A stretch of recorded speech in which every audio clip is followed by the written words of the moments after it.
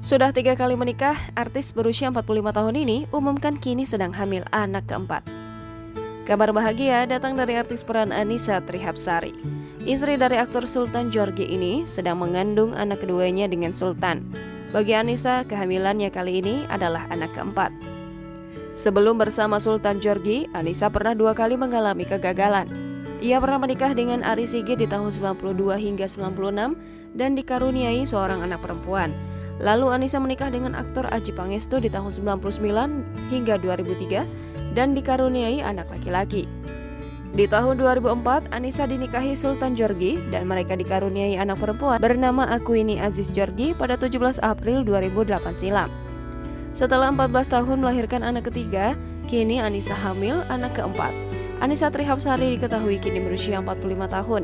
Meski begitu, ia menyambut bahagia kehadiran calon buah hatinya yang keempat. Kabar bahagia itu dibagikan Annisa melalui Instagram 17 April 2022 lalu. Jangan lupa subscribe, share, komen, dan like ya!